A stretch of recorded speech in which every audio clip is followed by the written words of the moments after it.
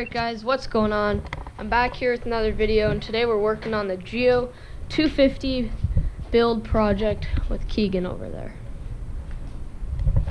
So, how this project is going, I mean, like, it's going okay. It could be going better. Definitely way better. But we now have Spark. It's sparking really nice. So all of that electrical mess is all fixed up. And it's super clean now. It's super nice. I love it. It's awesome. So the money that we've put into this bike is a CDI box, which was what?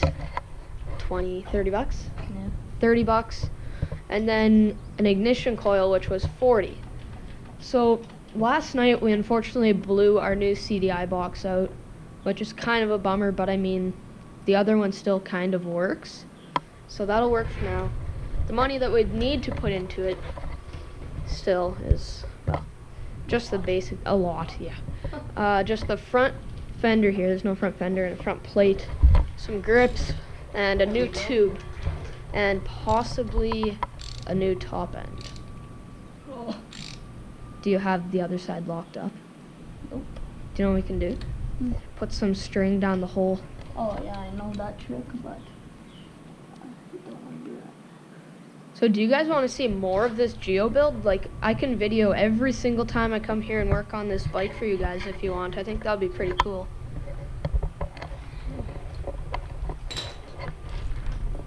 Yesterday we spent, what, 10 hours on it?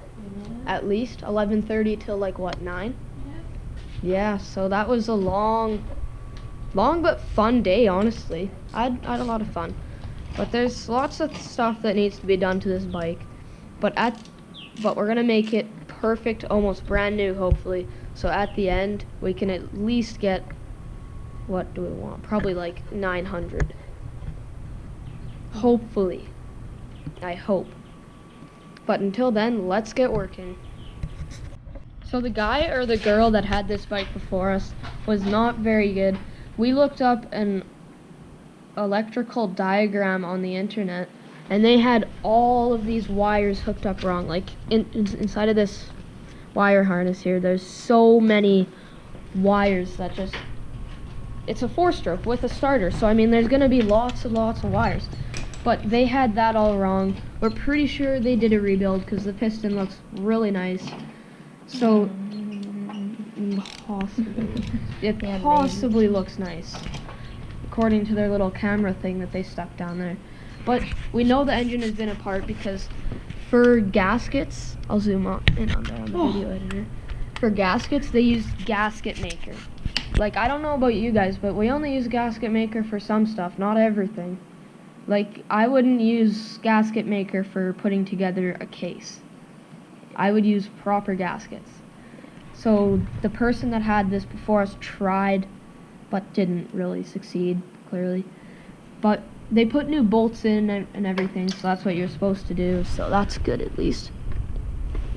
But anyway, what we have off now is the timing cover to check out timing. It's just off. It's hardly off at all. But we put the compression tester in here, and it said 2 psi.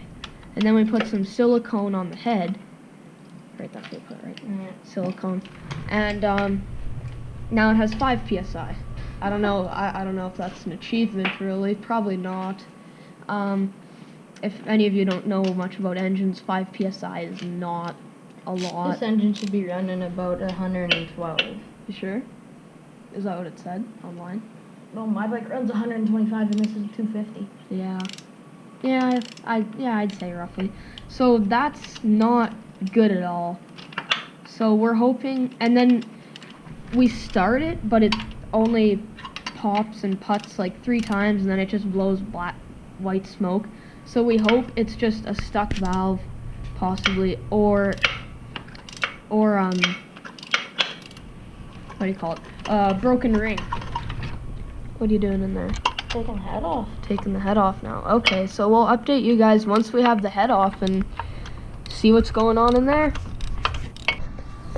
Taking the head off pretty quick here now. Get these washers off. Careful, take those off. Actually, should I video from the top or down here? What do you think? I don't know, just pull this down here off and leave that one. Here. Nothing else I can fall down.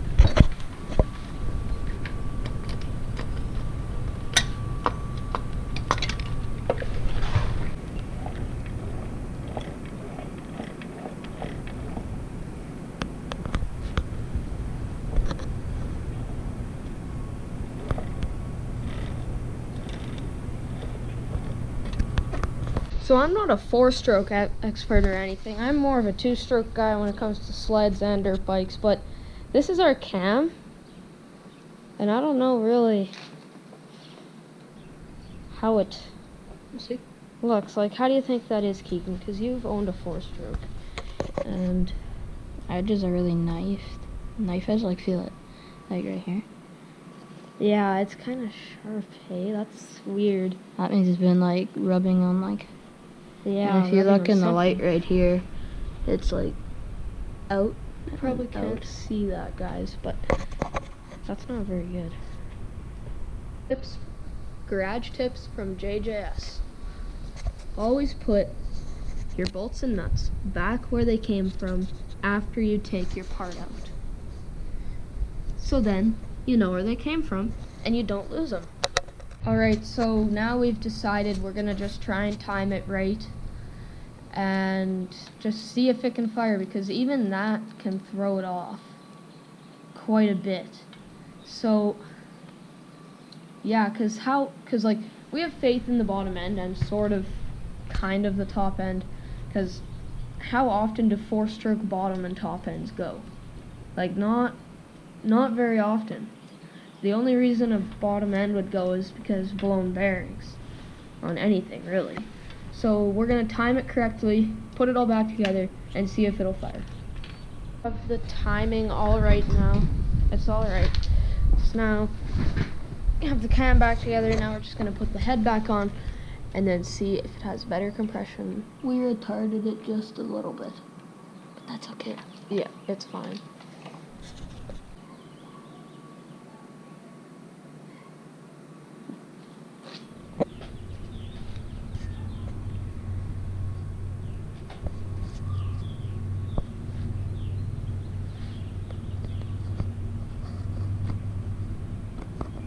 Perfect.